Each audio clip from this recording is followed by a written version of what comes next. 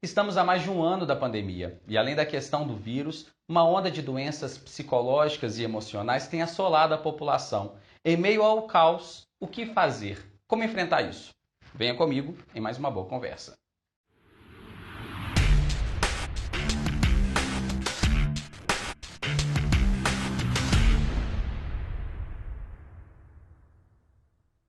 E a conversa de hoje é com o psicanalista João Batista Rodrigues, mas antes de começar a nossa conversa, João, convido você de casa a se inscrever no canal, clicar aqui no sininho, ó, para que assim que a gente publicar um vídeo novo, você receber a notificação. João Batista, mais de um ano de pandemia e não só o problema, o medo, a situação do vírus, mas também a doença psicológica, né? A doença da mente que tem se agravado tanto. E aí eu converso contigo. Como driblar isso? Consegue? Ai, ai. Primeiro assim, Lucas, a pandemia ela causa pânico, ela causa medo, ela causa susto, ela causa muito medo. Aumentou agora nas pesquisas dessa semana a sensibilidade ao medo de pegar a doença aumentou muito, até porque estamos diante da circunstância que não teremos socorro. Não haverá socorro. Então, não tem como internar, não tem como entubar, não tem como, acabou. Então, acaba que isso transforma um pesadelo que nós já vimos vivendo, agora veio o pesadelo dos adoecimentos psíquicos, porque aumentou muito a incidência. Não que a pandemia nasça nela muitos outros transtornos, não é assim. Mas a pandemia, a circunstância de pandemia, faz com que quem já era suscetível apresente os adoecimentos e quem já estava doente há uma piora dos quadros. Acontece um agravamento, na verdade. Agravamento. É o que a gente estava falando naquela primeira entrevista que fizemos alguns meses atrás, como Sim. você citou. O início era apenas um medo momentâneo, uma insegurança de algo que não se conhecia. Hoje já é um medo mais concreto de Sim. toda a situação, não apenas da questão do vírus, mas seja a questão econômica, a social e assim por diante. O agravamento de tudo. Tudo. Veja que naquele início, há um ano e pouco atrás, nós éramos muito inocentes. Nós nunca iríamos imaginar que 1 ano e 3 meses depois estaríamos com 300 mil brasileiros perdidos para a peste. Nós não teríamos como imaginar. Na verdade, nós não temos como pensar esses números. A gente só sabe pensar os números, mas a realidade bruta de 300 mil pessoas mortas não dá conta de imaginar, não dá conta de pensar nisso. Isso faz com que a gente vá se acostumando, vá se naturalizando as coisas. Então, para nós hoje, se era naquele momento assustador ter 10 ou 100 mortes, hoje é assustador ter 3 mil mortes. Então a gente não sabe mais de parâmetros, essa é a grande verdade. Diante de tal cenário que nós vemos, não só no Brasil, mas no mundo, mas especificamente no Brasil, como enfrentar isso? São índices maiores de depressão, crises de ansiedade, insegurança. Existe alguma forma para tentar controlar isso em meio a um caos que nós estamos vivendo? Veja bem, a saúde mental nossa aqui da região nossa está trabalhando no máximo. Todos os profissionais de saúde mental estão trabalhando para dar uma resposta naquilo que é possível dar resposta, porque quando chega para a gente já chega situações dramáticas já. As pessoas realmente aumentou muito os quadros de transtorno de ansiedade, seja transtorno do pânico, fobia, ansiedade generalizada e episódios de pânico aumentou muito. Os casos de depressão aumentou muito. Mas, sobretudo, agora dessas últimas 3 semanas, aqui no meu consultório aumentou muito os casos de profissionais de saúde em situação de burnout, de esgotamento total. Médicos, enfermeiros e professores também. Então, aumentou o número de casos. A situação é dramática, porque as respostas têm que ser dadas no pessoal que está sofrendo muito. E ainda tem, como um todo mundo sofrendo de medo. O medo de pegar a doença aumentou muito a pesquisa essa semana. Está em 80% das pessoas que estão com medo. Então, o medo pode levar ao quê? Ao desespero, e quanto mais desespero, mais vai haver casos de sofrimento, transtornos mentais, seja de ordem de ansiedade ou de depressão profunda, né? E quando perceber que essa situação ela precisa ter um acompanhamento profissional? Veja bem, é muito difícil para nós. Porque eu te pergunto Tá. isso porque o medo ele vai assolar Ok. todas as pessoas. Ok. Mas quando você perceber que o medo ele está ultrapassando o limite que seria necessário? Veja bem, as pessoas podem procurar, elas às vezes me perguntam assim, quando que a gente procura um psiquiatra, quando que a gente procura um psicólogo clínico ou um psicanalista? Então nós temos dificuldade, não é com quem buscar, é quando buscar, em que momento buscar, né? Você, em tese, você pode ir tanto a um consultório de psicologia clínica ou de psiquiatria. Isso não tem diferença, porque onde você for, aquilo vai ter consequência, né? Se o tratamento vai ter consequência. O drama é que momentos que nós devemos buscar. Então, se deixar para a pessoa sozinha pensar nela mesma, eu costumo brincar o seguinte: se você acha que você precisa de ajuda, se você pensa que você precisa de ajuda, então é porque você precisa de ajuda. Esse é um parâmetro. O outro é assim: classicamente nós definimos assim.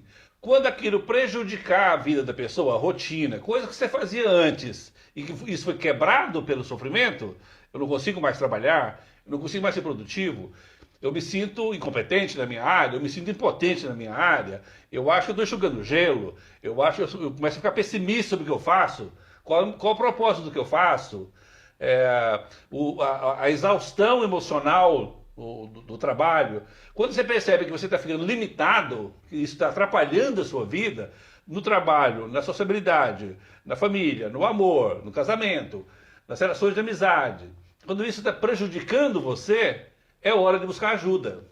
Porque nós, às vezes, deixamos as coisas evoluírem muito. Por incrível que pareça, a gente deixa a coisa evoluir muito. Então, uma das coisas que a pessoa que está com burnout, por exemplo, que está em esgotamento, em estafa, já com a pressão enorme em termos emocionais, ela começa a ficar negligente, ela não percebe, mas ela começa a ficar negligente.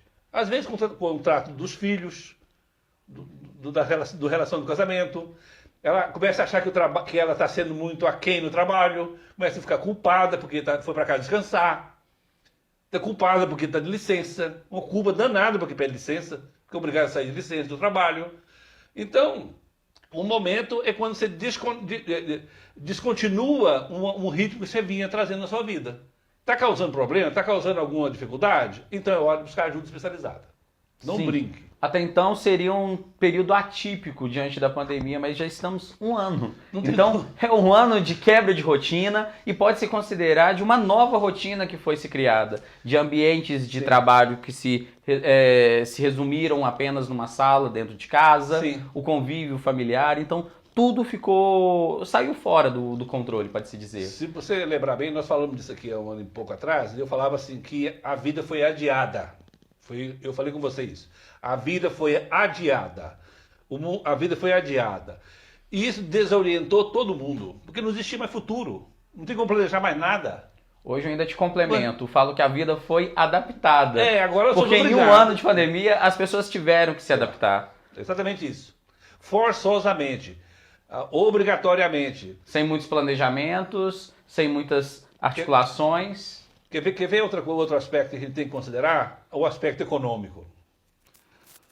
É muito difícil essa coisa de ajuda, porque a ajuda que foi dada no ano passado, que foi razoável, demorou muito para aparecer aquela ajuda, foi razoável, de repente, chegou o final do ano, parou. Como se as pessoas parassem também de comer, de pagar conta. Como se fosse absurdo aquilo lá, né? Parar a ajuda. Agora, para retomar, e estão falando de uma versão bem menor, com ajuda bem menor, por apenas 4 meses. De novo a história, né? Nosso país não dá conta de encarar os seus verdadeiros problemas. A divisão de renda no nosso país é vergonhosa, gente. É vergonhosa. 50% dos brasileiros vivem com 13% da renda. Metade do nosso país vive com apenas 13% da renda.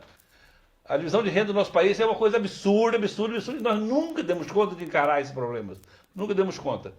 Então, nessas situações como estamos vivendo agora, é que fica claro o tamanho dos nossos problemas. O tamanho. Então vai vir agora uma nova ajuda. Eu não sei se virá mesmo, mas tudo indica que virá.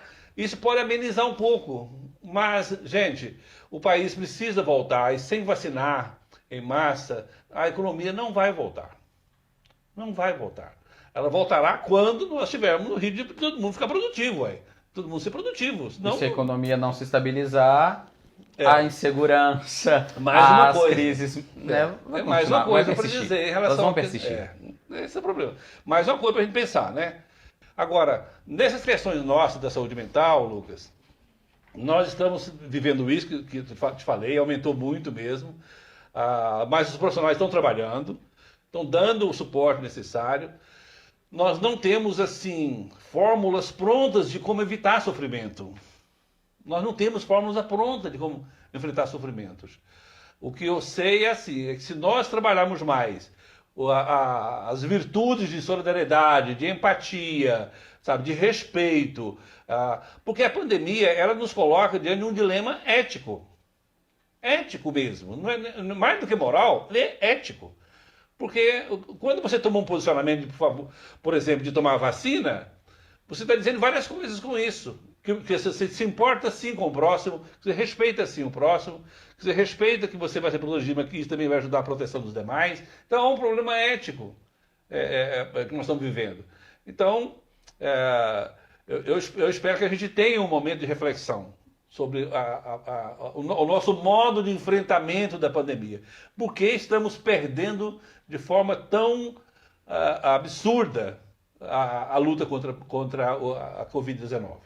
E você falou agora há pouco da necessidade de procurar um profissional, Certo. né, de ajuda. Muitas pessoas estão fazendo isso de forma remota, já que foi a adaptação que se deu no mundo atual. É benéfico também? Flui uma boa consulta mesmo de forma remota? Olha, a minha experiência, primeiro que eu não aceitei demandas diretamente vindas pela internet. Eu preferi não aceitar. Mas adaptei, desde o ano passado, atendimento para aqueles que já eram meus pacientes, que já são meus pacientes, que pediram atendimento remoto. Então, esses pacientes se adaptaram muito bem, não são muitos, talvez cerca de 10 ou 15. Eu atendo semanalmente, normal, funciona super bem o atendimento remoto. Não há nenhum problema para nós, isso não. E, João, o que você diria para as pessoas que estão nos acompanhando, que está aí assolando diversas formas, né? Diversas inseguranças, seja na questão da ansiedade, ou até mesmo de algo mais agravante, como a depressão. O que você diria para elas? Eu diria assim, primeiro, regra fundamental, gente, não entrar em desespero. Não entre em desespero. O demônio é imenso, o fantasma é muito poderoso, mas nós não estamos faltando também com o enfrentamento. Então não perca nunca a calma. Eu vejo os conflitos nas famílias estão muito grandes também, os conflitos familiares, né? Mas a gente pede às pessoas para ter o máximo de respeito uns com os outros, de paciência uns com os outros, de tolerância uns com os outros. Nenhuma tempestade nunca passa. Toda tempestade uma hora passa. Uma hora vai passar. Agora, estamos no ponto mais dramático. Mais dramático, como eu falei agora, nós estamos num compasso de espera. A gente tem o avanço absurdo da pandemia, levando o país inteiro. Daqui a pouco nós estaremos o país inteirinho de joelhos, porque não vai ter lugar para nem rico, nem pobre, nem nada se tratar. E não temos vacina. As vacinas virão em conta-gotas. Enquanto não pegar ritmo de produção da Fiocruz e ritmo de produção pleno do Butantan, nós não teremos nem as nossas. E vai vindo aos poucos de fora, mas serão sempre pouco. Porque nós precisamos de chegar a vacinar pelo menos 160 milhões de pessoas. Nós estamos com 10 milhões, 11 milhões de pessoas vacinadas. Quer dizer, nós estamos começando o processo. E esse descompasso vai custar caríssimo para nós. Então, não desesperar. Quando precisar de ajuda, não tenha humildade, busca ajuda. Muita gente quer ser onipotente demais. As pessoas adoecem muito psiquicamente, não por serem fracas, mas por querer ser forte demais. Por querer ser forte demais, se exigir demais. É o caso do pessoal do burnout. Sabe, médicos se culpando porque está trabalhando pouco. Meu Deus do céu. Enfermeiro se culpando porque não dá conta de trabalhar. Não é necessário nada disso. Busca ajuda. Todo mundo tem que buscar ajuda, ser humilde e buscar ajuda. E ver as respostas, porque os transtornos de ansiedade, eles têm como característica de irem se sobrepondo num outro. A pessoa começa a ter ataques de pânico, não trata, isso vira transtorno de pânico. Não trata, isso vira fobia social, daqui a pouco vira ansiedade generalizada. A pessoa não sai mais de casa, ela não sai mais do quarto. Então os desesperos vão crescendo. Então busca ajuda, né? Busca ajuda. Ataque de pânico, que é para a gente deixar mais claro, a pessoa que tem o primeiríssimo ataque de pânico, ela deve buscar ajuda no primeiro ataque, não é no segundo, terceiro, quarto, é no primeiro ataque de pânico. O que seria, no caso, o ataque de pânico? Veja, o ataque de pânico é uma situação dramática que acontece sem te avisar, você não percebe, você não é avisado, de repente você tem, em uma circunstância qualquer, um ataque terrível de adrenalina no corpo, você tem taquicardia muito forte, tudo é muito intenso, taquicardia muito forte, batedeira, né, no coração, fica ofegante a respiração, dá nó no peito, aqui em cima, dá dores torácicas, sudorese nas mãos e na testa, formigamento pelo corpo, sensação de morte imediata, sensação que vai morrer imediatamente, sensação de algo muito difícil está acontecendo, pode durar pouquíssimo tempo, mas para quem vive é uma eternidade, pode durar 5 minutos, mas para quem vive é uma eternidade aquilo. Tem os casos mais graves de sensação de desrealização, que não está fora da realidade, não estou vendo o que está acontecendo, não compreendo. Não é? Tem outro fenômeno chamado despersonalização, a pessoa não sabe quem ela é por um momento, ela está fora de si, não consegue controlar a situação. Então esse é um ataque, passa rápido, mas é um ataque, ele é super, super intenso. Não espere pelo segundo ataque de pânico, não espere pelo segundo. Porque se você ficar esperando pelo segundo, aí já vai virar transtorno. Porque o transtorno de pânico não é um ataque, mas o transtorno é a repetição dos ataques e no intervalo entre um e outro, a pessoa fica o tempo todo esperando o próximo ataque. Ela não dá para fazer mais nada, a não ser esperar o próximo ataque de pânico. Então ela não consegue, a pessoa não pode deixar por ela mesma enfrentar isso sozinha. Ela precisa de ajuda especializada. Então eu falo isso. Vamos manter... Não entrar em desespero e quando tiver uma coisa séria, buscar ajuda imediata. Pronto. É isso que tem que fazer. Sem dúvida, João. E ter esperança, né? Não, ter esperança que Esperança, outra palavra. Por mais paradoxal que seja também esperança, porque esperança tem os dois lados, né? A esperança, se for excessiva, é perigosa, né? Então, esperançar, eu diria. Vamos esperançar, não vamos esperar, né? Vamos esperançar. Vamos ter uma expectativa positiva que as coisas vão ganhar seu rumo. Com um certo conforto espiritual, faz tão bem para nós, né não? Um certo conforto espiritual, sabe? Ter um aprendizado de fazer orações. Eu adoro fazer orações, pelo menos 2 por dia. Né? Pelo menos uma oração pela manhã ao abrir do dia, ao abrir os trabalhos do dia, né? Eu vou me recarregar de alegria no coração, porque eu vou enfrentar um dia de trabalho, um dia de ação no mundo, que me inspire a fazer o bem, me inspire a estar com o outro de forma positiva.